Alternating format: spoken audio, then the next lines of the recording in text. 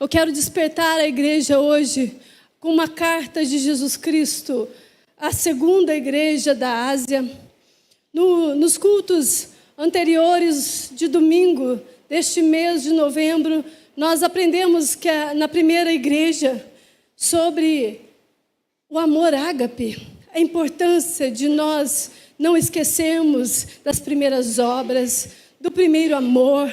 Não esquecermos que a segunda obra e o segundo ato de amor, ele vem após nós termos paixão por Jesus, após nós queremos estar na presença de Jesus e aquecermos o nosso coração só de ouvirmos falar que hoje teríamos um encontro com Ele. E descobrimos no decorrer da carta uma história de amor entre o noivo e a noiva. E o noivo apaixonado diz: eu acho lindo o jeito que você trabalha, eu acho lindo o jeito que você faz as coisas, ó igreja, eu acho maravilhoso, mas te falta algo, te falta o amor, te falta a paixão por mim, te falta o desejo do meu retorno, te falta a paixão de saber que eu tenho zelado de você, que eu tenho caminhado com você, e eu tenho cuidado de você nas minhas mãos. Na segunda ministração desse mês, aprendemos no nosso aniversário de Filadélfia o quanto Jesus, Ele ama a igreja de Filadélfia e Ele fala com ela dizendo: eu tenho diante de você uma porta aberta ao qual ninguém pode fechar. E aí, nós entendemos que a porta do Evangelho está sendo aberta para uma igreja que vai anunciar. Mas hoje eu quero falar com vocês sobre uma situação muito séria, chamada perseguição. Você sabe o que é perseguição? Perseguição religiosa, você sabe? Espero que você tenha acompanhado isso. Nós, como comunidade de Alfenas, apoiamos um ministério chamado Portas Abertas. E todas as semanas nós recebemos e-mails dizendo como estão os irmãos da igreja perseguida. E como eles têm padecido por amar a Cristo Jesus. Como eles têm vivido por amar Cristo Jesus. Nós temos uma lista mundial dos países com maior perseguição religiosa. E entre eles está a primeira, a Coreia do Norte, há mais de 10 anos no ranking mundial. A Coreia do Norte, ela é oprimida por um ditador terrível. E esse ditador, ele não permite que tenha as redes sociais, que você acesse qualquer tipo de informação que não venha governamentalmente. Então, as pessoas, elas vivem sobre a adoração, sobre o jugo de terem que adorar o imperador daquele lugar, sobre uma opressão, sobre um peso de ter que viver conforme o governo quer que eles vivam. E dentro deste país, com extrema perseguição, existem pessoas pregando o Evangelho, sendo ameaçadas de morte todos os dias. Porque ela pode anunciar para um aqui, dizer que Jesus Cristo é o caminho, a verdade e a vida, e aquela pessoa o denunciá-lo e ele ter que morrer por Cristo Jesus. Por Cristo Jesus. Eu quero passar um breve vídeo para vocês, para você ter compreensão.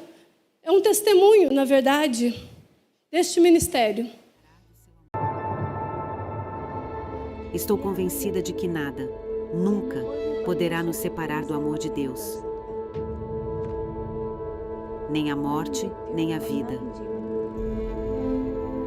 Nem anjos ou demônios. Nem ataques ou perseguição, nem mesmo as forças das trevas podem nos separar do amor de Deus. Essa é a nossa oração e a promessa de Deus para a igreja na Índia.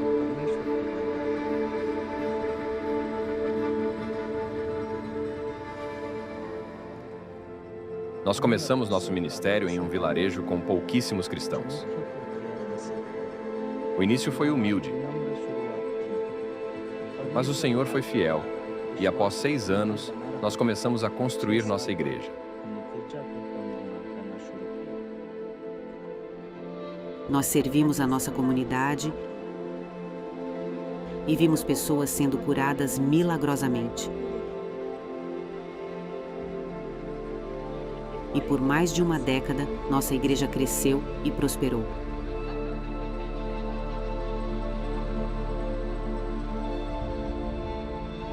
Mas, em um ano, ainda não sabemos por quê, tudo começou a mudar. A perseguição cresceu gradualmente. Primeiro, eles cortaram nossos calçados que ficavam na porta da igreja. Então, começaram a nos intimidar de forma mais séria. Até tentaram nos proibir de enterrar nossos entes queridos. Com o tempo, as coisas só pioraram.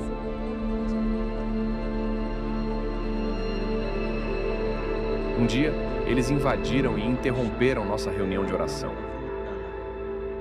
Eles me atacaram minha esposa e outras mulheres da nossa igreja. Eles vandalizaram o prédio da igreja e destruíram tudo. Kavita, minha esposa, foi golpeada até desmaiar. E os outros membros da igreja fugiram correndo. Milhares de cristãos na Índia enfrentam perseguição de extremistas hindus e são privados da liberdade de adorar a Jesus.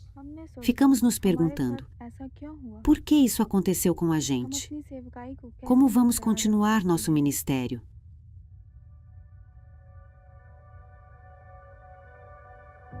Até que ouvimos Deus falar, e Ele prometeu, não tenham medo, pois estou com vocês. Então continuamos nosso ministério no mesmo vilarejo, firmes nas promessas que Deus tinha nos dado.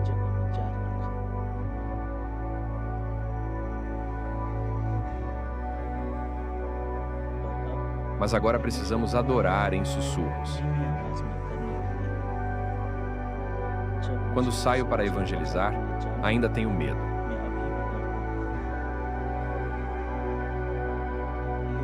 Mas eu sei que não estou sozinho. O povo de Deus está ao nosso lado para lutar em meio às tribulações. Irmãos ao redor do mundo oram por nós e nos encorajam a continuar nosso ministério.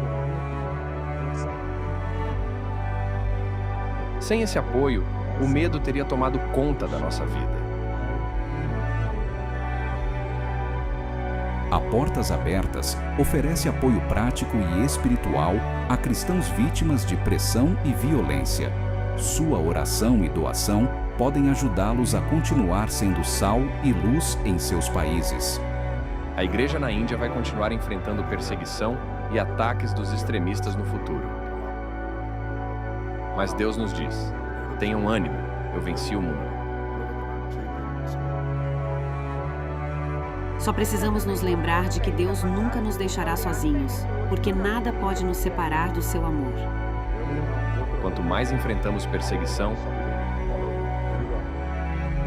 mais a igreja crescerá.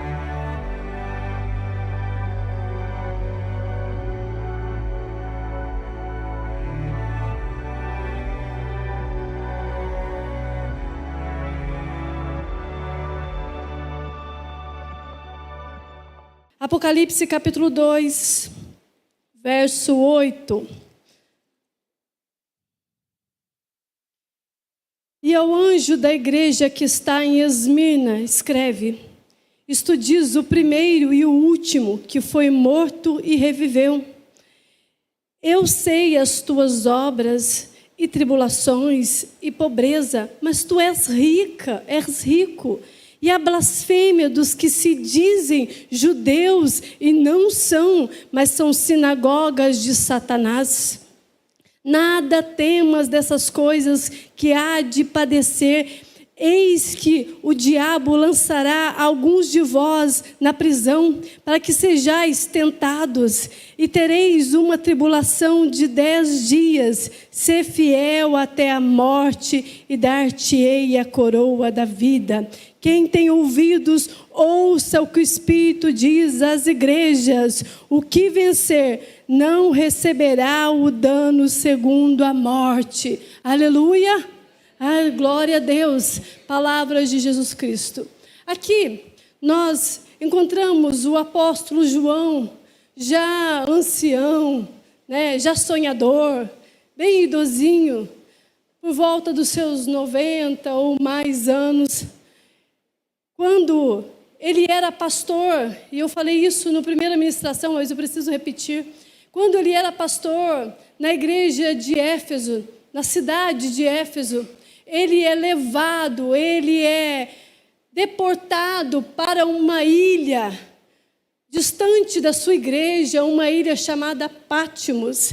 E essa ilha, ela tem esse nome porque ela é uma ilha vulcânica, ou seja, ela fica no mar Egeu. Só que todas as pessoas que eram enviadas para essa ilha eram políticos que não eram aceitos, né, com suas ideias. Eles eram exilados para morrerem na solidão. Então, o apóstolo João, né, que estava na igreja do primeiro amor, um apóstolo conhecido como um apóstolo amoroso, que agora está distante da sua igreja de amor, ele encontra-se em uma ilha ao qual a solidão está ao redor dele. Ao redor daquela ilha só tinha águas, imerso ao seu redor de muitas águas, solitário em um ambiente ao qual era feito para morrer, estar sozinho até a morte, isolado da igreja. E nosso Deus, ele é tão incrível que ele pega e transforma esse ambiente do apóstolo João, que é um ambiente tenebroso, triste, horrível, solitário, em um ambiente de milagres e poder. Aonde a morte poderia dominar João, ele é dominado por uma coisa chamada vitória do Cristo. Ele recebe a revelação daquele que é o alfa, o início de tudo. E daquele que é o ômega, o fim de tudo. Ou seja, ele recebe a revelação do Cristo glorioso, dizendo para você: eu estou com você desde o princípio, igreja. Ele está dizendo assim: eu estou desde o início, escrevendo a sua história. Ah, João, eu sou o início de todas as coisas, mas eu já tenho um fim definido de todas elas, porque eu sou o início e o fim. Ele está dizendo para mim e para você, igreja, não está tudo terminado, porque eu ainda estou escrevendo a história da igreja. Aí João está ali, e a Bíblia diz que João está na ilha de Patmos, rodeado de águas, solitário, tudo vazio, sem barulho, sem nada, só ouve o barulho de muitas águas. E ele está de repente ali, e quando ele se apercebe, ele ouve uma voz que está por detrás dele. No capítulo 1 fala sobre isso. Do verso 9 em diante, João ouve uma voz que está atrás dele, e ele vira para trás para ver quem está falando com ele. Aí de repente, ele se depara com as 7 igrejas da Ásia numa visão gloriosa. E ele vê Jesus Cristo, o Alfa e o Ômega, caminhando entre as igrejas, fazendo aquilo que ele veio para fazer. Ele vê Cristo Jesus andando no meio da igreja, das igrejas. Jesus se revela a João dessa maneira. O Deus Todo-Poderoso se revela a João no dia mais difícil da vida dele. No dia que ele é exilado do amor. No dia que ele é exilado do amor da igreja, mas não exilado do amor daquele que venceu a morte, ressuscitou ao 3º dia e declarou sobre ele uma herança eterna. Ah, querida igreja, hoje Jesus está dizendo para mim e para você: eu estou com vocês até a consumação dos séculos. Eu estou com vocês, mesmo nos dias mais terríveis e tenebrosos. Eu sou o Deus que caminho entre as igrejas, com a igreja, dentro da igreja, através da igreja. Eu sou o Deus da igreja. Eu sou o noivo de uma noiva gloriosa. Ah, aqui Jesus se apresenta a João glorioso. Às vezes, para nós, é difícil ter essa compreensão. É difícil, porque até então, nós já conhecemos muito bem a história. E fomos ensinados a não ler o livro de Apocalipse, a não conhecer a revelação sobre nós, a não termos uma boa leitura e conhecimento daquilo que é para a nossa era, para o nosso tempo, para este momento. Nós somos a igreja do fim. Querendo ou não, nós temos essas notícias. E o Apocalipse vem trazendo a revelação do Cristo. Aqui o Alfa e o Ômega se revela. E João escuta essa voz. E ele olha e vê o Cristo que caminha, que está andando com a igreja. O Cristo glorioso que sustenta a igreja. O Cristo glorioso que anda no meio da igreja. O Cristo glorioso que, à medida que vai andando nas igrejas, Ele traz para elas elogios. E traz para elas também críticas. Um Cristo glorioso que se revela dizendo elogios e censuras às igrejas, mas que é para que elas viessem a se despertar. Não desanimar. E hoje, eu quero que você fique atento ao que o Espírito de Deus está falando conosco, como comunidade de Alfenas, como igreja de Alfenas. Aqui nós vamos falar de uma igreja em que ela não recebe críticas do Cristo. É uma igreja que só recebe elogios. Elogios poderosos de Deus. Para uma igreja que Ele considera ela por demais. E quando Ele visita essa igreja, através da visão do apóstolo João, Ele começa a dizer muitos elogios. Ele começa a dizer para uma igreja massacrada, para uma igreja que está sendo perseguida, para uma igreja que está passando muita amargura, muita dificuldade, grandes elogios. Os crentes que estão sendo presos e acusados, mortos, eles ouvem o elogio de Cristo para eles. Essa igreja, ela recebe uma carta de um Deus, de um noivo que está dizendo: nos teus sofrimentos eu tenho padecido por você. Eu tenho passado com você, igreja. Eu tenho vivido com você as dores, porque não negastes o meu nome. Porque não me abandonastes. E nesse momento Jesus, Ele ordena a essa igreja aqui, através dessa carta, dizendo: ser fiel até a morte e dar-te-ei a coroa da vida. Ser fiel até a morte e dar-te-ei a coroa da vida.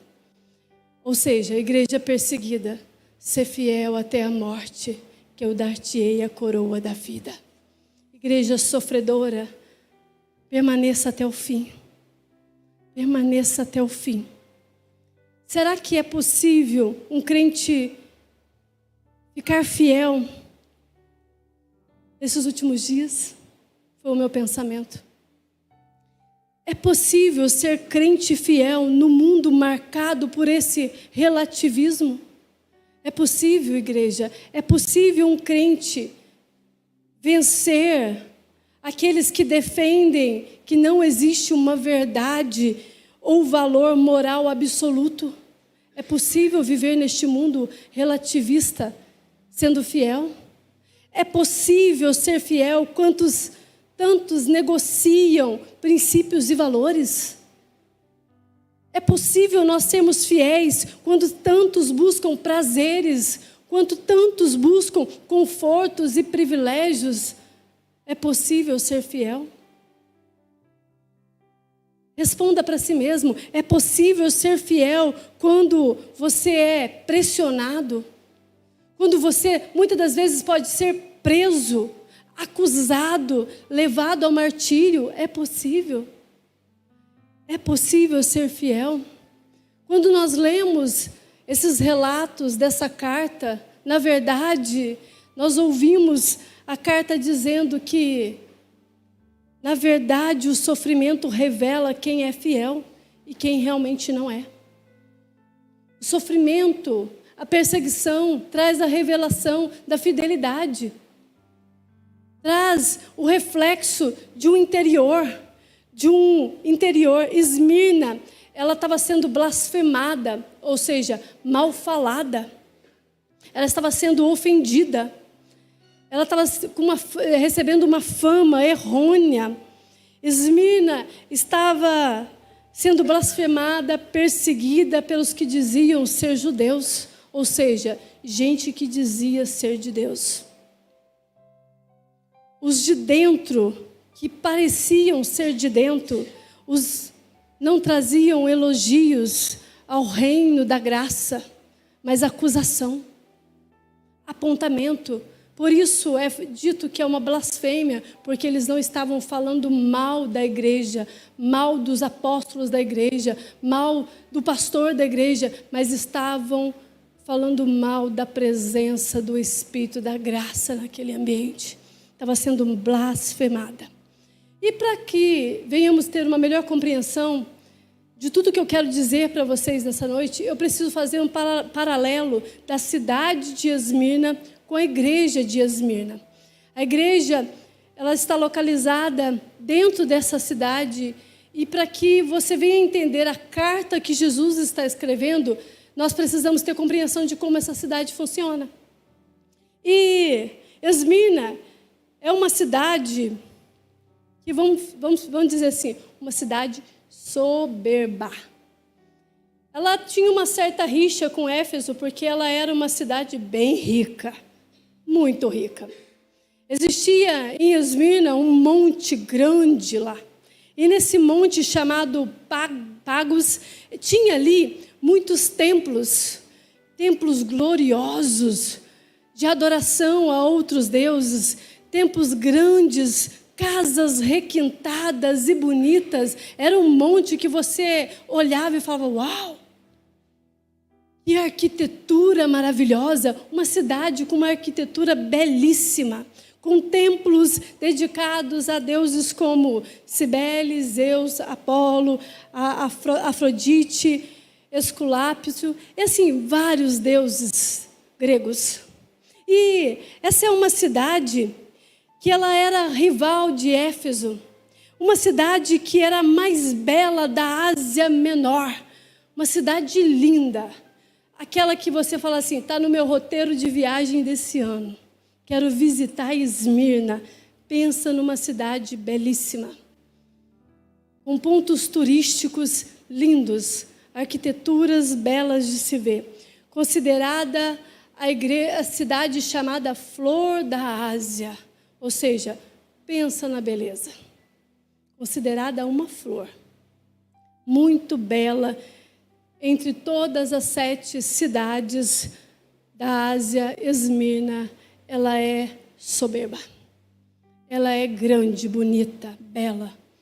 E ali está o porto principal daquela região, um porto ao qual ele é muito visitado, com a melhor qualidade de mirra que poderia se existir naquele tempo. Eles produziam a melhor mirra, era em Esmirna.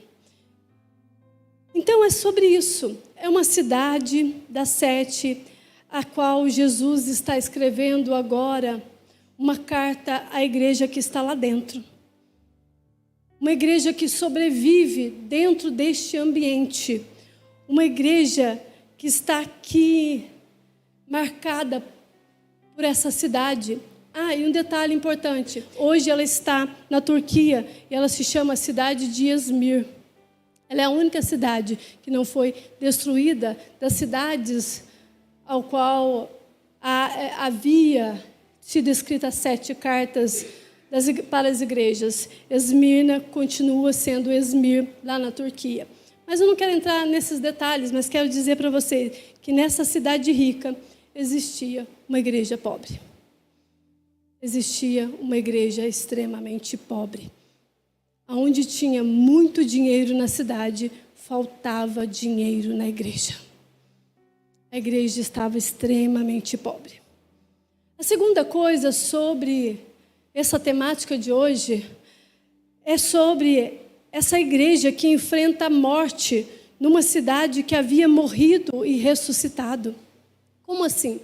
Para você entender as escritas que João está escrevendo para essa igreja, você tem que compreender o que aconteceu na cidade de Esmirna.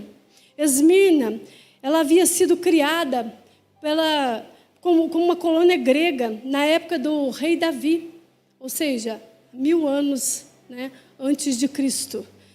E no ano 600 antes de Cristo, os lídios invadiram essa cidade e destruíram ela por completa. Ela ficou totalmente destruída. A cidade morreu.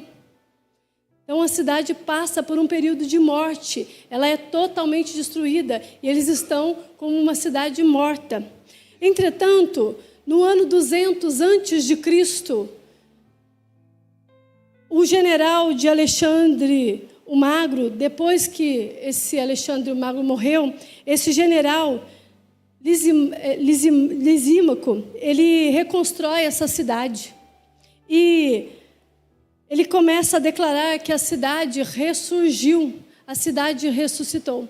Então, para nós entendermos essa fala de morte e ressurreição dentro da igreja, era muito comum, porque na cidade já se ouvia falar historicamente disso, porque já tinha acontecido a morte da cidade e a ressurreição da cidade. Então, para a compreensão daquele povo, era fácil compreender morte e ressurreição, porque eles já haviam entendido isso. Então, na cidade, ouviria-se isso com mais facilidade.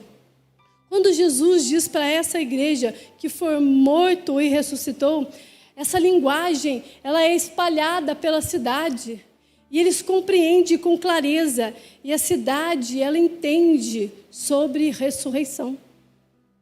Porém, o orgulho que está nela, a soberba que está nela, não deixa ela viver o modo de ser igreja. E aquela igreja ali entende a morte e a ressurreição, porém ainda continua pobre. Uma igreja pobre. A igreja não é fiel a Roma, mas o povo de Esmirna tem uma ligação muito forte com Roma. E antes que os romanos viessem a se tornar o império daquela região, eles já apoiavam Roma desde o começo. Então era uma cidade em que o povo era soberbo, tinha seu conhecimento como a flor da Ásia. Porém, eles, depois de ser mortos e ressuscitados como cidade, eles ainda encontram-se escravos de Roma, pertencentes a Roma. Então, a palavra fiel para Roma era uma coisa muito... A palavra fiel para Esmirna era uma coisa muito comum, porque eles foram fiéis a Roma antes mesmo que ela viesse a dominar ali como império. Então, Esmirna entende muito bem o significado da palavra fidelidade. Eles compreendem muito bem essa palavra. Muito antes de Roma ser o grande império do mundo, eles já os apoiavam e apoiou até o fim. A igreja dessa cidade, ela sofria muito sobre isso, porque eles eram fiéis a Roma.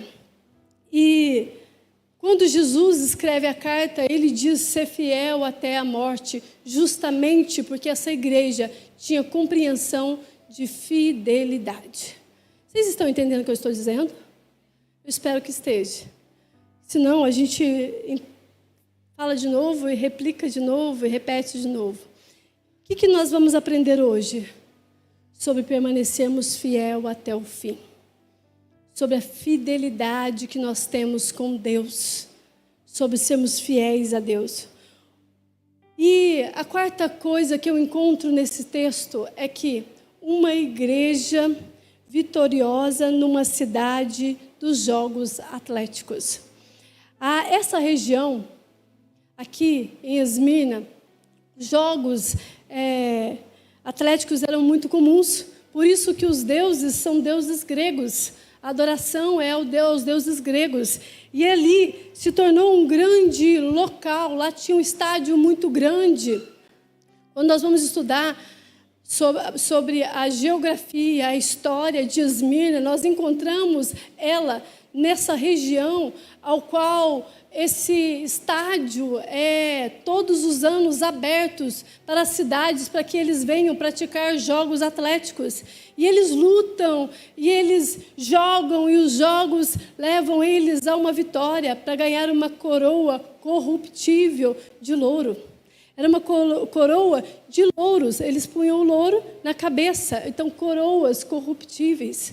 Mas essa era a coroa que os atletas recebiam. E Jesus está dizendo aqui para essa igreja, ele promete uma coroa, mas uma coroa de vida. Então, para a compreensão dessa igreja, essa carta veio com um reflexo poderoso de um Cristo que sabe todas as coisas, que conhece os detalhes de uma cidade cheia de soberba, de uma cidade cheia de riqueza, de uma cidade cheia de fidelidade a um império, de uma cidade cheia de vitórias atléticas com coroas perecíveis. E aqui Cristo se revela a esta igreja desta maneira, dizendo: eu sou aquele que foi morto e reviveu.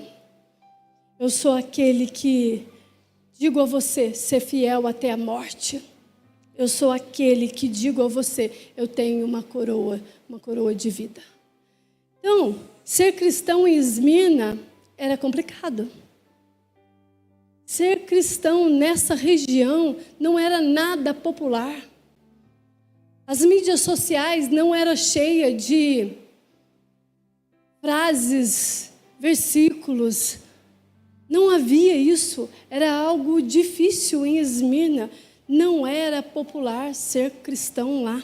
Ser cristão em Esmirna era ter risco de perder todos os seus bens, conforme nós ouvimos o testemunho. É correr risco de perder os seus parentes mais próximos. É correr risco de perder até mesmo a sua própria vida. Ser cristão em Esmirna era terrível. Ser crente, fiel até a morte, era praticamente algo impossível. Era praticamente algo impossível por causa do modo que funcionava aquela cidade. Por causa do sistema que estava instalado naquela cidade, do jeito deles viverem.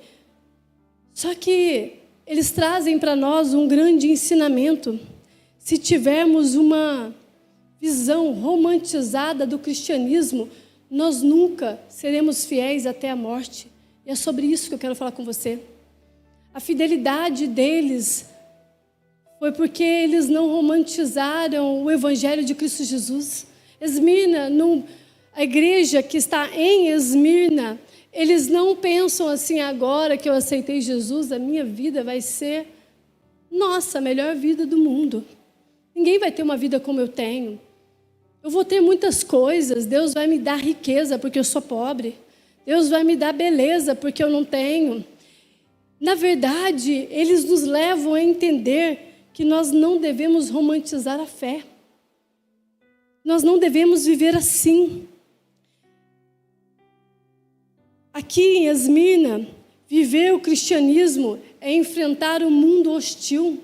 Querida igreja, você precisa entender que ser cristão, carregar algo chamado cristianismo dentro de você, é viver num mundo hostil, que se opõe à nossa fé, que se opõe às nossas convicções, que se opõe aos nossos valores, que se opõe à fé que nos nutre a um único Senhor e Salvador, a um único Deus, e esse Jesus Cristo, o Senhor.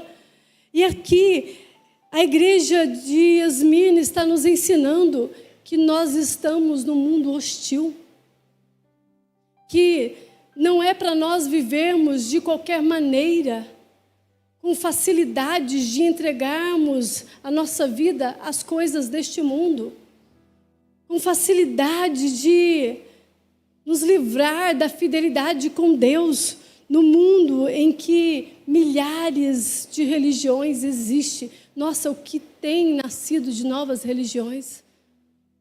Em um mundo em que pensamentos, eles são pluralistas, em um mundo em que as opiniões são inclusivas, em um mundo em que tantas crenças, ideologias proliferam e florescem e crescem. Esmirna, a igreja de Esmirna, está nos ensinando a nós dizermos assim, nós precisamos dizer isso: nós somos fiéis a Jesus Cristo. Eu tenho fidelidade naquele que me salvou.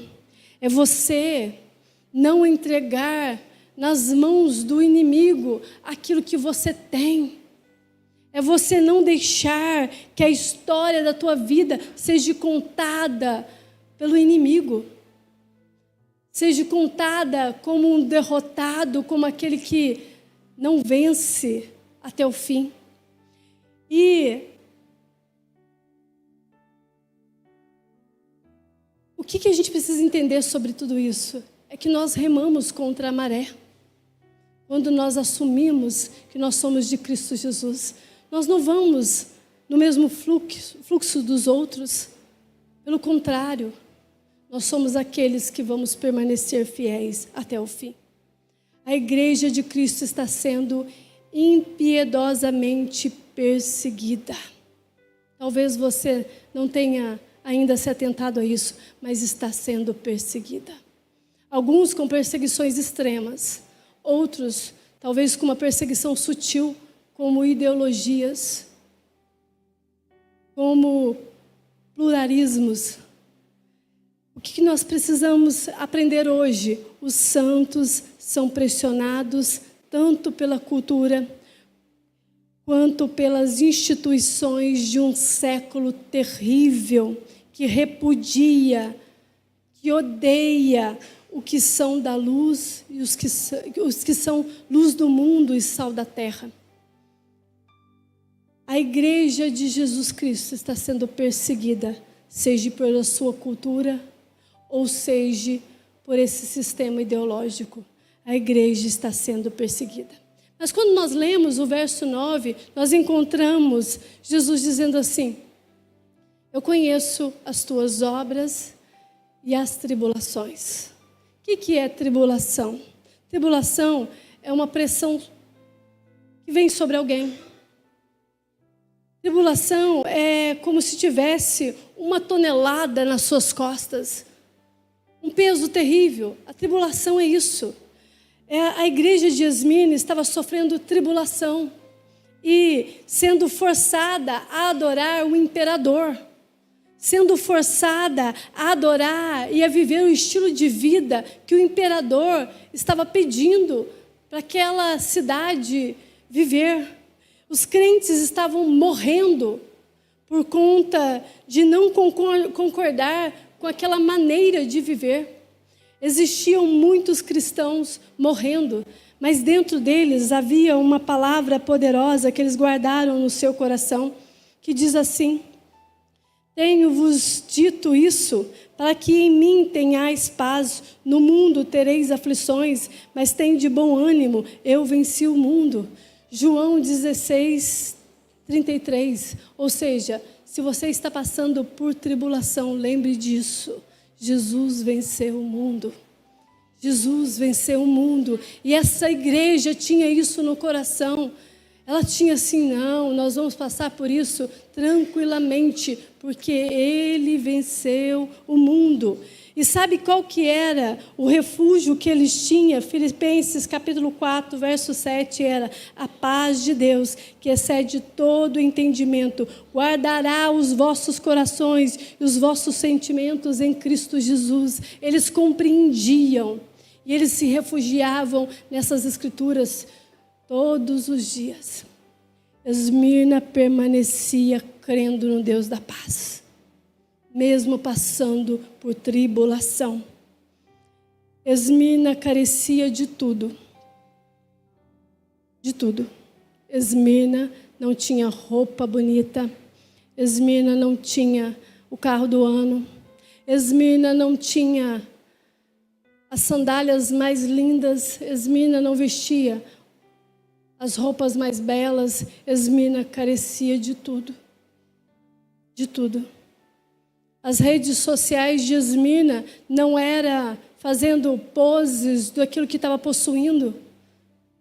As redes sociais de Esmirna não era para mostrar a maior conquista que eles tinham naquele momento, porque eles careciam de tudo.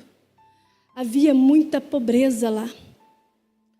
Numa cidade rica, havia uma igreja que carecia de tudo. O próprio Senhor Jesus reconhece eles assim. E ele escreve isso.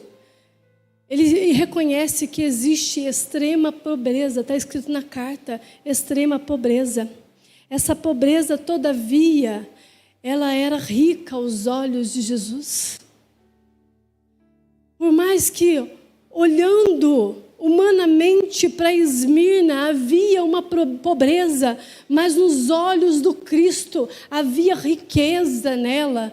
Por mais que para a sociedade Esmirna era pobre, aos olhos de Cristo ela era rica. Esmirna era rica, pois fora daquilo tudo, né, que considerado natural, ela é comprada e elevada a um alto preço, porque ela é comprada pelo sangue de Jesus. Esmirna é reconhecida por Cristo Jesus, porque ela tem um valor chamado sangue do Cordeiro.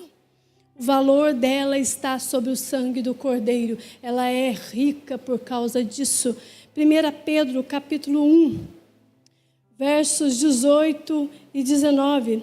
Sabendo que não foi com coisas corruptíveis, como prata ou ouro, que fostes resgatados da vossa vã maneira de viver, que por tradição recebestes dos vossos pais, mas com o precioso sangue de Cristo, como de um cordeiro imaculado, incontaminado. O sangue do cordeiro tem maior valor do que qualquer herança que Esmirna pudesse receber da sua parentela. Esmirna, aos olhos de Cristo, é rica. Ela é pobre na terra, mas é rica no céu. Ela é pobre financeiramente, mas é rica espiritualmente. Ela é pobre aos olhos dos homens, mas é rica aos olhos do Deus Todo-Poderoso. Isso é lindo de se pensar. Talvez para mim e para você, que vive numa sociedade moderna, você deve estar pensando assim, mas é complicado viver sem dinheiro. Mas é muito difícil viver sem dinheiro. Era assim que a cidade de Esmirna pensava a respeito da igreja. Era assim porque sobre eles havia um status de nós somos a cidade mais importante. Nós temos uma grandeza dentro de nós incrível chamado riqueza. Nós somos uma cidade rica. Mas aos olhos de Deus, Esmirna, ela é rica por causa do que habita dentro dela, que é a salvação. Que é o sangue do Cordeiro que foi derramado nos corações daquela igreja. Daquela igreja. A força de uma igreja não está no seu orçamento. Entenda isso. A força de uma igreja está na comunhão que ela tem com Deus Todo-Poderoso. É sobre isso. Como está a sua comunhão com Deus Todo-Poderoso? Quando os olhos dele passam aqui nessa igreja, ele vê o sangue dele em você, o preço que ele pagou em você. É sobre isso. E, continuando a leitura, nós vemos que Esmirna está sendo blasfemada dos que diziam ser judeus, e não são, mas que são como sinagogas de Satanás. Nossa, como assim? Além dos ataques externos, Esmirna estava vivendo um ataque dentro dela. aqueles que diziam ser de Deus estavam perseguindo ela, ou seja, aqueles que são considerados falsos crentes, na nossa forma de dizer, os falsos crentes. Esmirna sofria a perseguição da cidade, que era o ataque de Roma contra a igreja, o ataque do imperador contra a igreja, dizendo: você precisa adorar a tal Deus, você precisa fazer conforme o imperador romano pede. Mas havia dentro da igreja os falsos crentes, que metia a língua na doutrina, que falava mal dos irmãos, que estava o tempo todo ali criticando, julgando, dizendo, falando, maldizendo, na verdade, nem dizendo não era maldizendo. E isso era uma blasfêmia. No contexto ficar mais compreensível, era uma difamação. A gente pode entender. Estavam difamando o evangelho da graça que estava dentro daquela igreja. Uma igreja que era comprada pelo sangue do Cordeiro. Com os olhos do Senhor, ele via Esmirna marcada com vermelho carmesim. Uma igreja linda, com marcas do sangue do Cordeiro, comprada, lavada, remida, purificada. Mas aos olhos dos falsos crentes, era uma igreja ao qual eles falavam mal.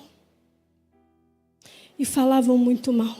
Os judeus estavam principalmente forçando a oposição da igreja, o crescimento da igreja. Eles não queriam que a igreja crescesse. Eles não queriam.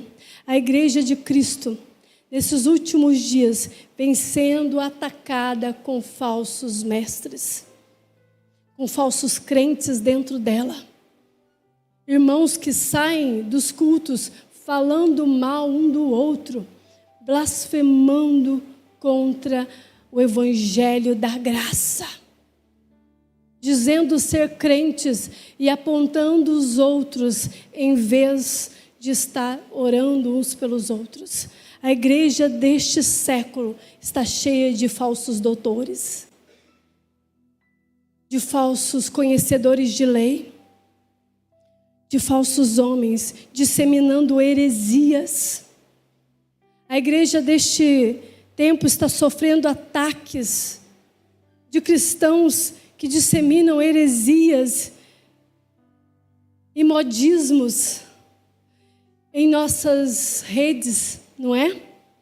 Você não vê? Fazem comércio dos santos, fazem da igreja abertamente, blasfemando o nosso bom nome. Fazem recortes e falam mal, sem antes entender o contexto daquela ministração, dizendo que a igreja está sendo intolerante. Os próprios crentes fazem isso. Gente, desde o princípio, toda a culpa da perseguição religiosa vem dos judeus, daqueles que se dizem de Deus.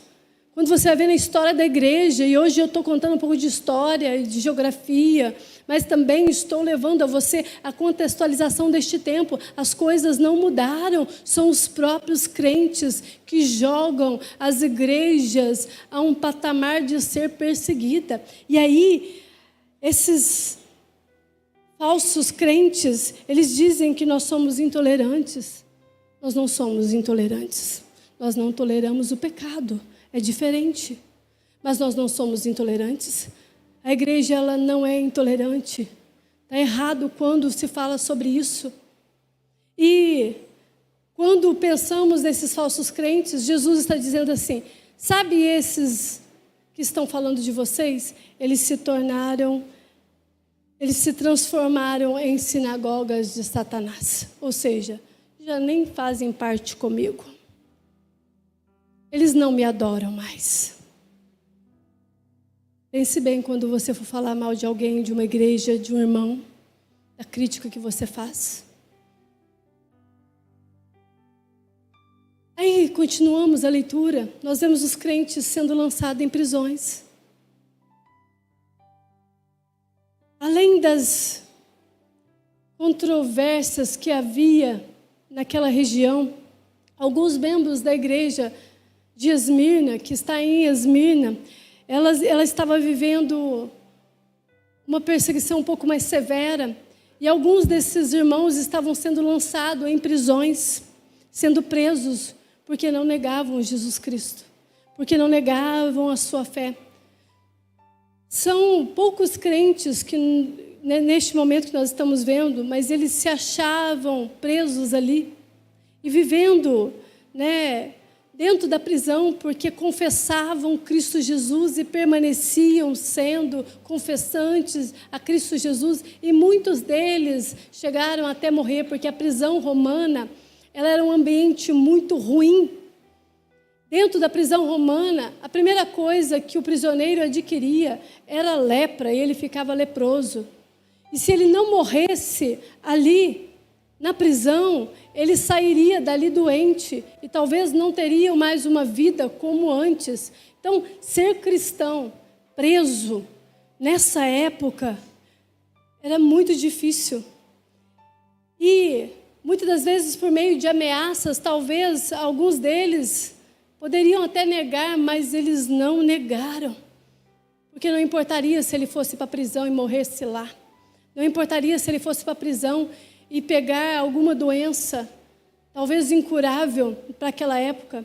Não importava, o que importava para eles era não negar a Cristo Jesus. Era não negar.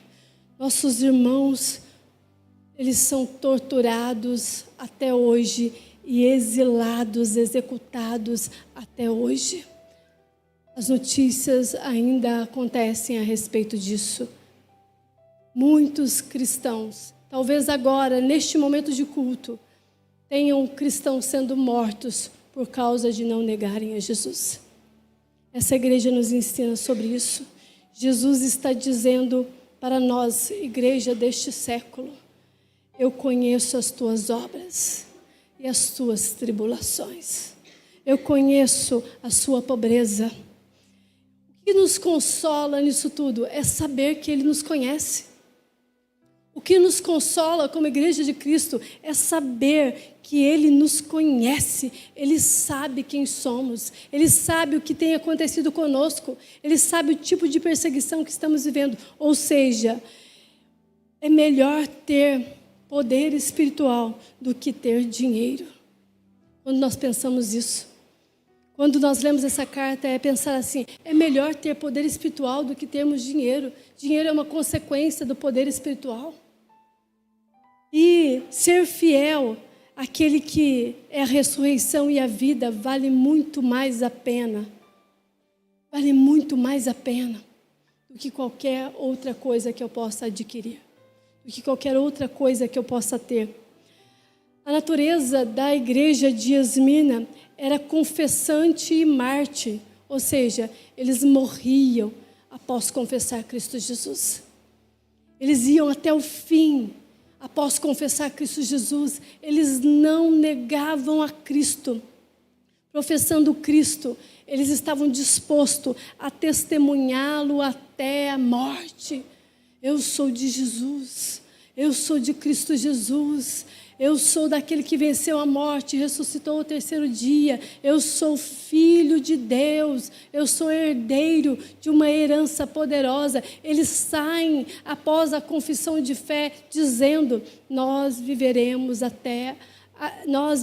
eternamente, porque nós não negaremos a Cristo Jesus. Nós não negaremos.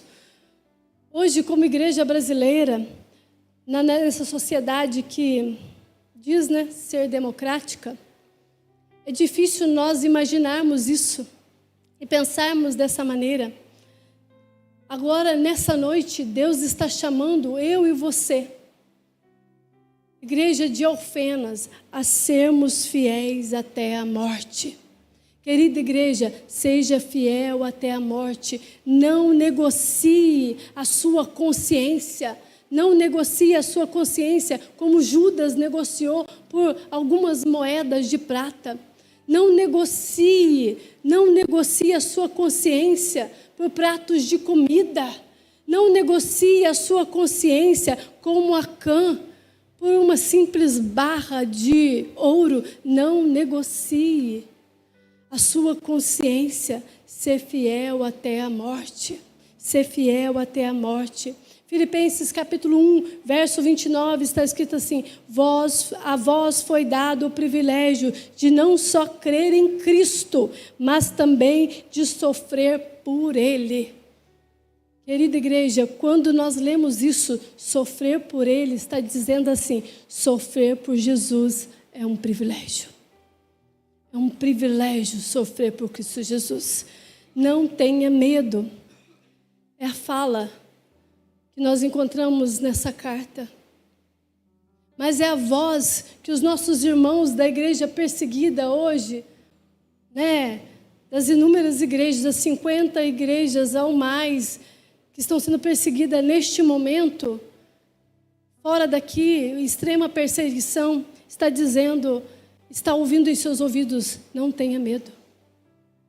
E hoje a igreja de Esmirna nos ensina: não tenha medo, Ele está no controle de tudo. Ele está no controle de tudo. Ele é o começo e o fim. Ele é o Deus vivo. Ele vive. Ele morreu, ressuscitou e declarou sobre nós vida e vida eterna. Não há nenhuma circunstância da nossa vida que Jesus não tenha controle.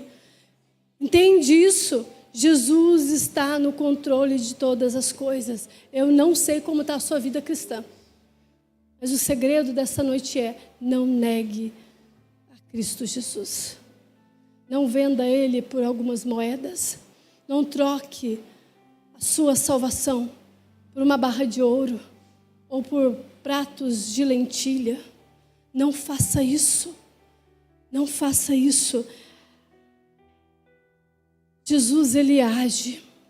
Jesus, Ele é tudo o que nós precisamos. Ele é o socorro da igreja. Ele é o socorro da igreja. Por mais que a igreja, ela talvez não perceba muitas das vezes, mas Ele é o socorro. Jesus está falando conosco, Filadélfia, Alfenas. Ouça o que o Espírito está dizendo para Alfenas. Se você tem ouvidos, faça isso. Ouça o que o Espírito está dizendo. Não importa o que vai acontecer amanhã.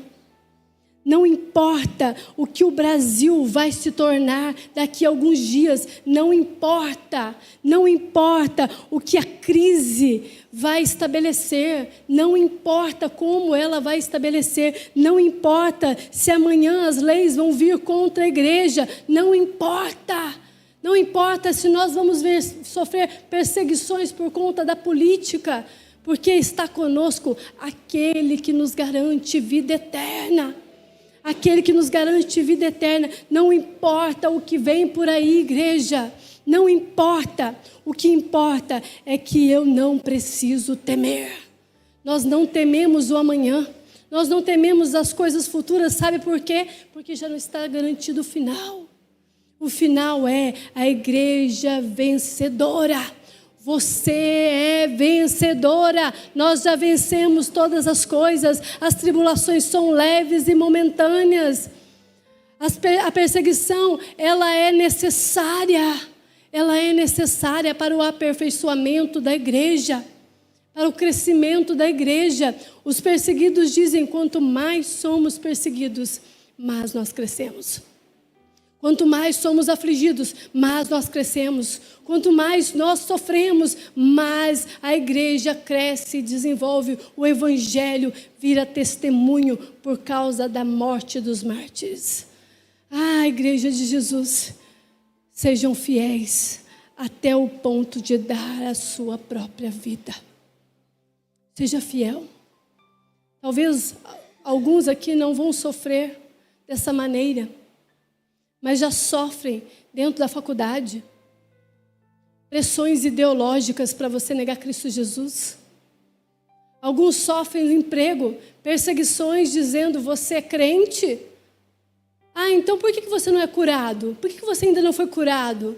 Alguns talvez sofram uma perseguição não muito severa, mas opressiva e dolorida, dizendo: por que você está nessa pobreza? O teu Deus não é o Deus provedor? Um Deus que vocês dizem que abre portas, por que você está nessa vida miserável? Querida igreja, não importa tudo isso. O que nos importa é que temos uma vida eterna garantida com Ele. É isso que nos importa. Você pode executar todas as coisas com excelência, mas não negando Cristo, vivendo uma vida normal na terra, de pessoas comuns que trabalham, acordam de manhã, realizam as suas funções semanais, mas não negando Cristo na sua vida cotidiana, não vendendo Jesus. Sabe qual que é a minha oração? É que o Espírito de Deus sopre aqui hoje, que Ele sopre aqui hoje em ouvidos, com a sua voz, que Ele possa tocar ouvidos para ouvir o que Ele está falando. Querida igreja, permaneça. O Espírito Santo tem uma voz, e a sua voz é a palavra de Deus, sendo soprada em ouvidos e descendo para corações, como um vento que saculeja, como um vento que mexe e nos faz movimentar olhando e ter visões daquele que é glorioso, andando conosco, passeando no meio da igreja. Não tape os seus ouvidos hoje. Não tape os seus ouvidos hoje. Não endureça o seu coração. E não adianta dizer aí no seu pensamento: essa palavra não é para mim, porque não existe isso no reino de Deus. Não existe isso dentro de uma igreja em que a voz do Espírito está. O que nos impede de viver a proteção de Deus é o fato de não ouvirmos o que Ele está falando. Ouça o que o Espírito está falando com você, Alfenas. Ouça, escute o que Deus está falando comigo, com você nessa noite. Os homens não saíram vencedores, mas aquele que venceu, porque esteve até o fim confessando Cristo Jesus. Homens podem vir matar cristãos, mas não podem roubar deles a vida que Deus deu. Não pode roubar deles a eternidade com Ele. Os homens nunca podem impor a nós a segunda morte. Homens não podem fazer isso. Homens não podem, porque o vencedor, ele pode até morrer, mas se morrer, a segunda morte não o apanhará. Ele não será apanhado pela segunda morte. Ao que morrer, ele receberá a coroa de glória. Está escrito aqui nesse texto.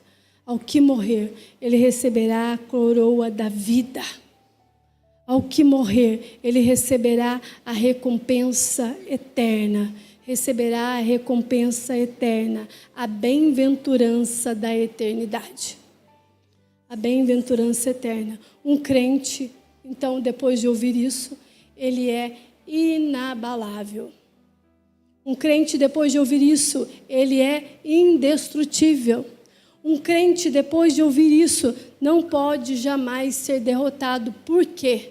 Porque se ele é fiel até a morte, ele tem a garantia de uma coroa de vida e vida eterna. E vida com o Senhor Jesus. E vida com o Cristo glorioso.